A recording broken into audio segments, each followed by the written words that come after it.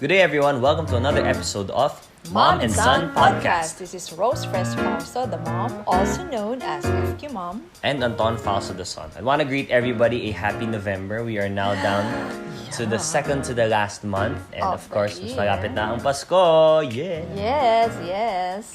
So now that Christmas is approaching. Christmas daw pang bata. And our topic is also pang bata. It's very... in Christmas time din kasi, also why I thought of, why this came to my mind, this idea came to my mind, is that Christmas time, that's when the family comes home. It's very family-centric. And being a Filipino, all year round naman, family is always like a top topic. Yep. I remembered my experience growing up, specifically being disciplined, and how the world views it now. It's kind of different, I guess, as generations change. That's why our topic for today would be about spanking your children. Of course, this in Tagalog, palo. Pinalo ka ba? Or mamamalo ka ba?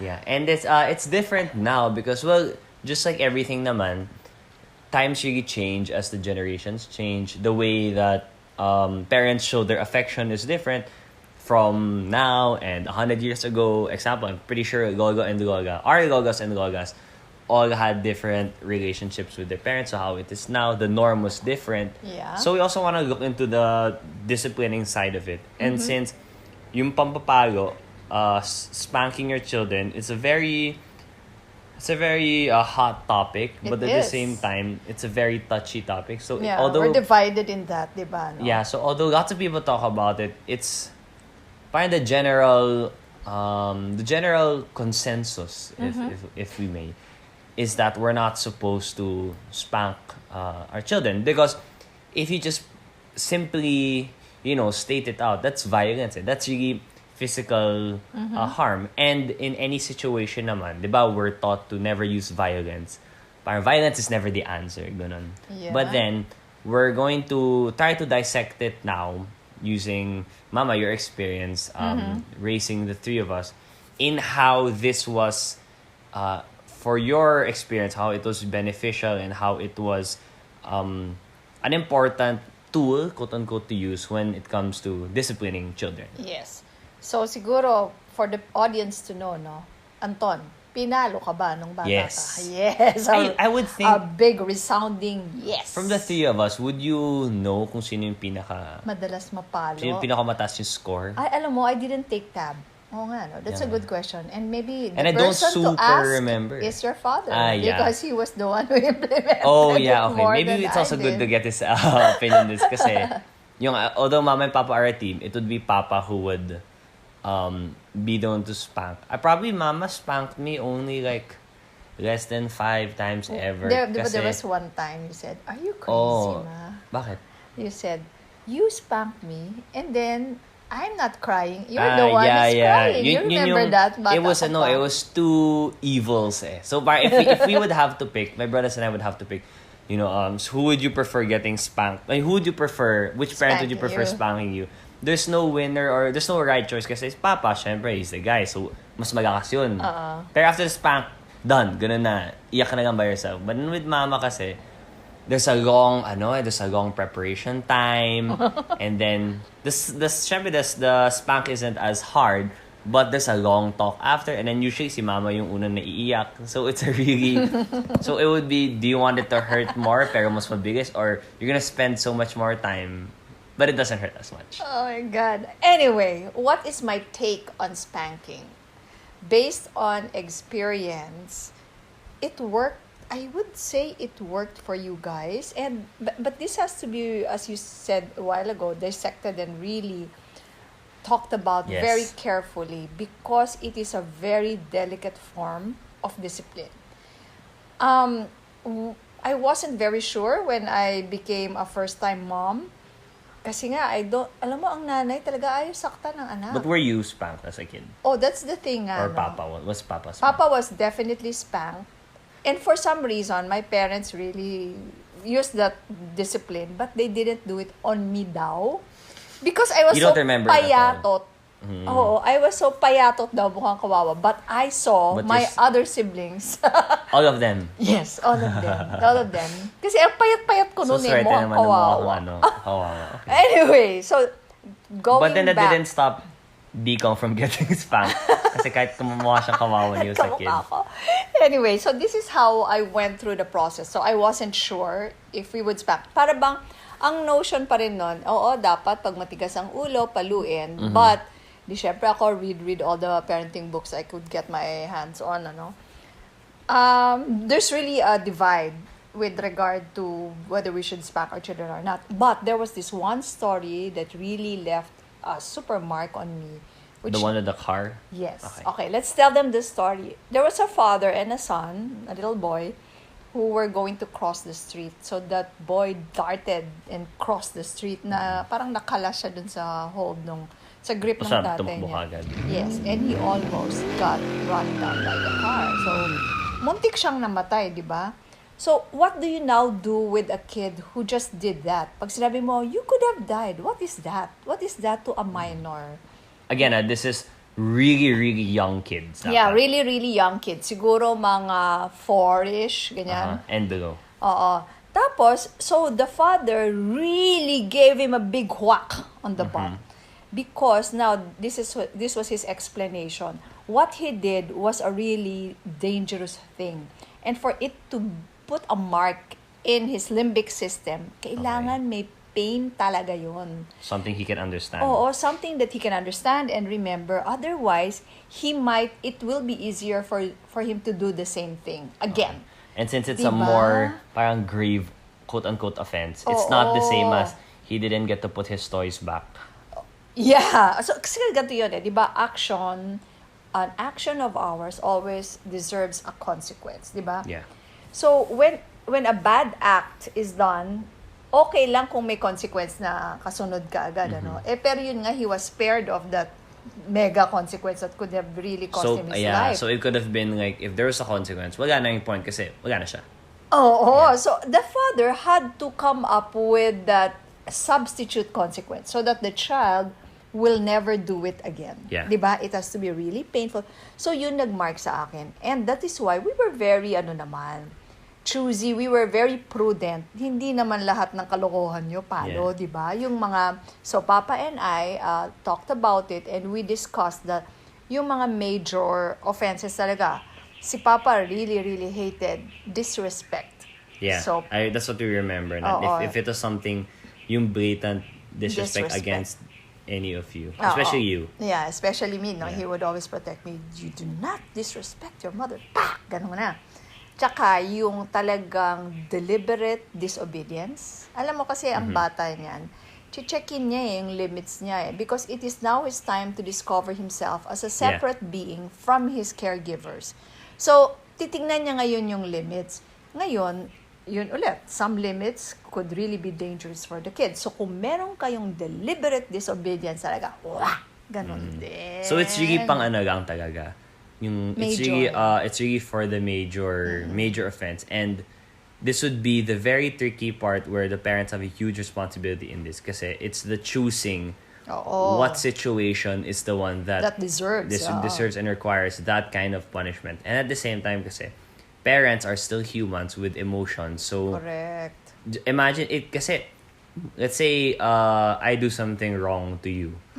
The effect won't be the same compared to me doing it on a day na you were super tired and stressed from work or whatever. Compared to I did it on vacation or something like that. That's why nga, you're right, yung pagpapalo sa bata, if you decide to use it as a form of discipline, cannot be delegated. Let's say that again. You cannot delegate spanking. Hindi talaga pwede. Okay, that's where you really draw the line. That's where I draw the line. That's why you had I think Enrique's yaya yata eh. When I learned na pinalo daw niya si Enrique, she had to let go. Really? Yeah, and she was so shocked kasi she thought she was doing a good job, ganyan. Pero sabi ko, hindi pwede. Sabi niya, mahina lang po. That form of discipline is really reserved. Okay. Mahina lang naman po, sabi niya. Pero hindi na, sorry.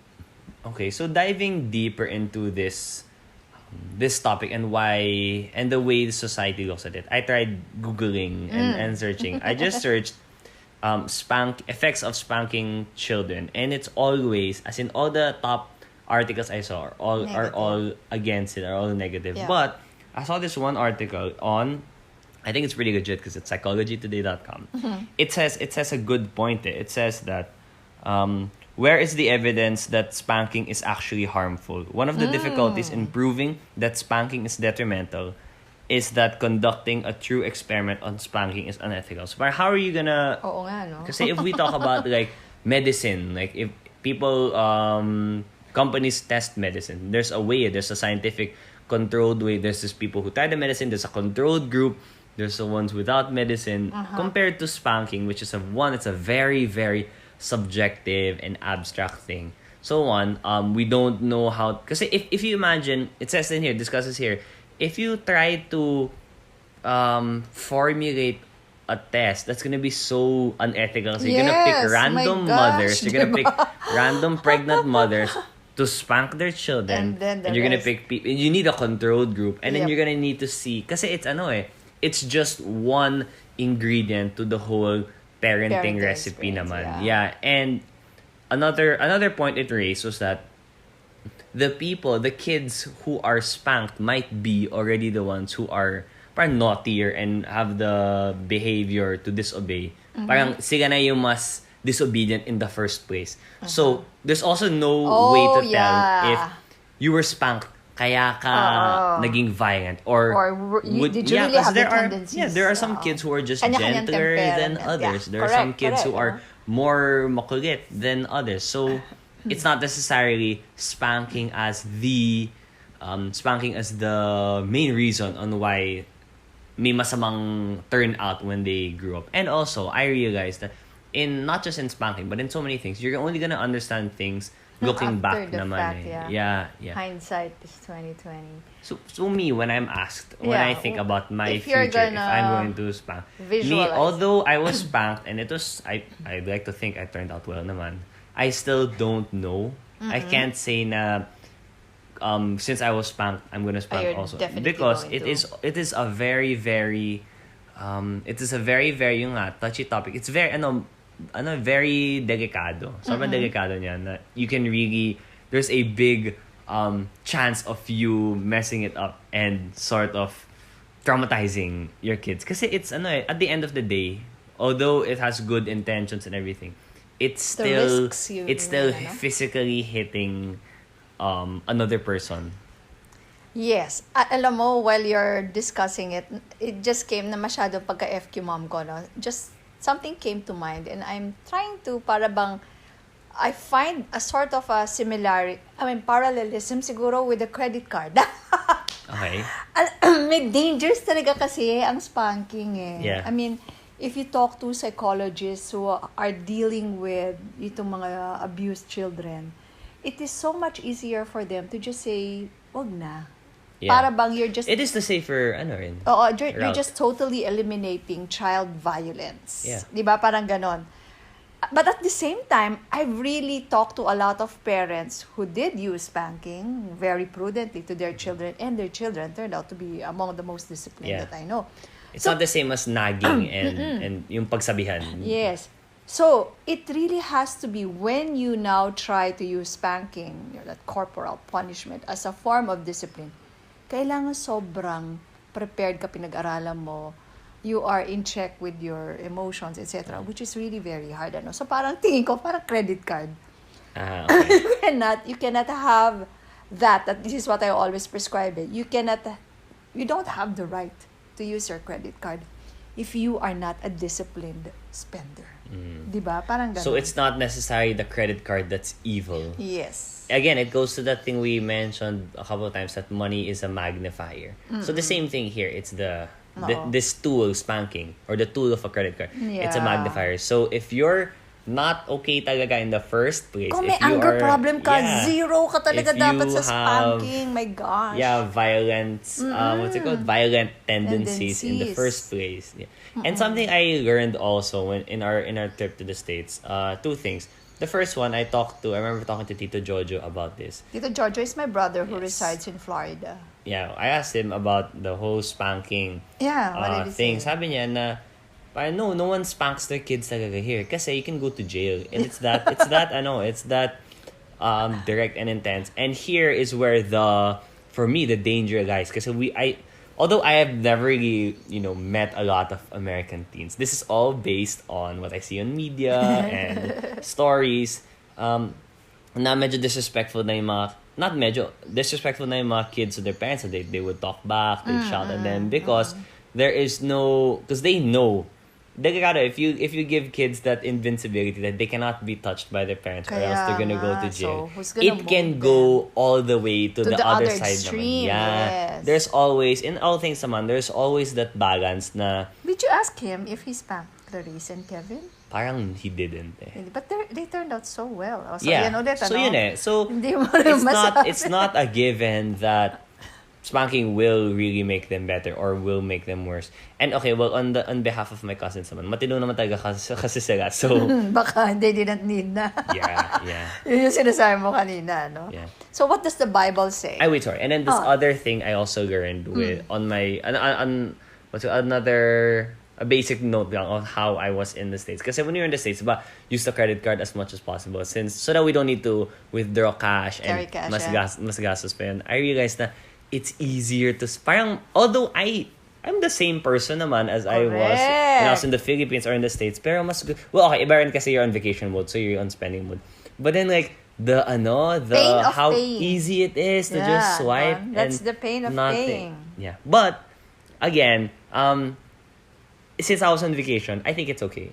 As long as I don't make that my norm. You know your limit. Yeah, kasi I mean it still added to the whole I'll go off topic now, but it added to the whole experience of vacation na masaya siya. Kasi I'm gonna spend naman eh. But if you add that stress na parang, I spent so much, you spent naman talaga and you still enjoyed it. Yeah. So yun. Okay, sorry, going back. So going back, what does the Bible say? Ako alam mo, sobrang daming mga Bible sayings pala that has to do with spanking. But the most used one is the one of Proverbs chapter 13 verse 24. Whoever spares the rod hates his son, but he who loves him is diligent to discipline him. So this one, the reason why I picked this one is that it already incorporates the responsibility. Sabi niya kasi, di ba?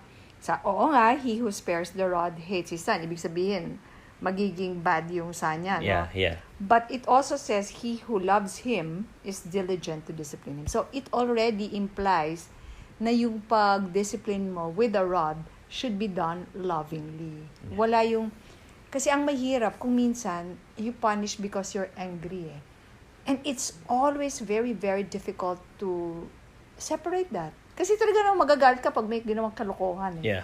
But the thing is, you should be punishing, kagaya nung in-explain natin kanina with the story, in order to give that representative consequence of his wrong action, di ba? Yeah. So, it's difficult, but it is, syempre, ang pagpapalaki naman ng bata is not really easy, So, we just have to take this as one of those things that we have to be very, very careful about. And if you are going to err nga on one side, siguro, that would be, kasi, you can say na parang, for us it worked, but, again, all parents have their own different styles, have their own different personalities.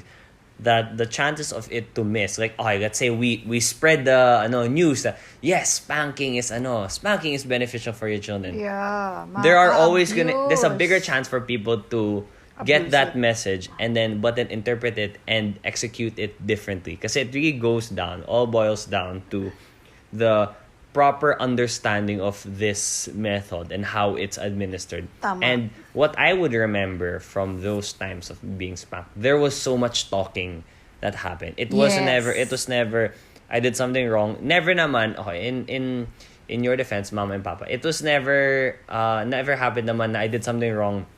I got spanked and I didn't understand. Yeah. It's not that I never understood naman, like, how did I do something wrong? It was really yung as in sina Digong Q Martin, I would talk about it before na yun yung mas hassle part na there's so much talking na it takes so much time, but at least you understood. It's understood. Yeah, it's explained clearly. Although I still didn't like it kasi syempre it hurts, but then but you got the reason behind the action, diba? Yeah, and it didn't happen a lot naman. Sobrang konti eh. There was a time na I remember Digong tried to wear books in shorts. Those are one of my... Did it work? I think Towel yata. pinatanggal yata ni Papa eh. Towel yata. Meron ako may naalala akong towel. But I would actually leave the room, di ba? Medyo Yeah. madrama ko dyan. It's the Kasi same way how you syempre, don't like watching us wrestle each other. Oo, na yung pusong ngamon ng nanay. And it really goes back again to that Proverbs nga, no, na diligence talaga kailangan. Hindi pwedeng palo-palo ka dyan, no? You have to really understand yourself. And it's good na Papa naman is a relatively very calm, very kind person siya. Yeah. So for you to make him so get into paloing. Into disciplinary mode.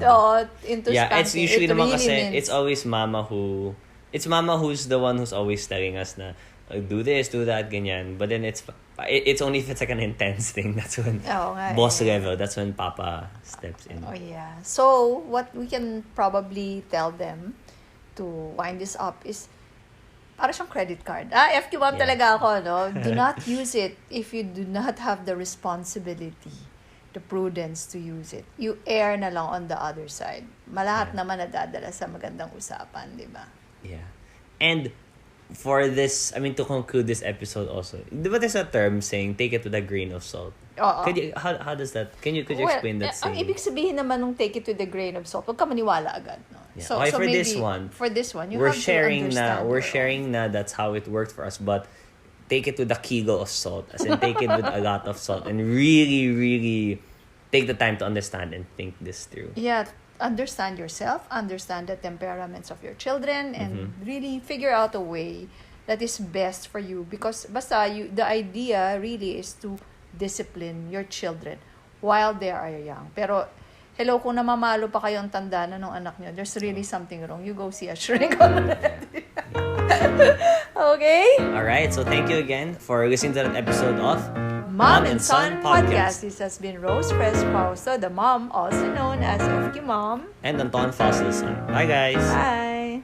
The Mom and Son Podcast airs every Tuesday, 7 a.m. and can be streamed on Spotify, Apple iTunes, Google Podcasts, Buzzsprout.com, and YouTube. Just search Mom and Son Podcast for your weekly dose of family, finance, passions, and everything in between. Leave a comment so other listeners may find this podcast. If you have any questions or suggested topics, email us at antonfausto@gmail.com.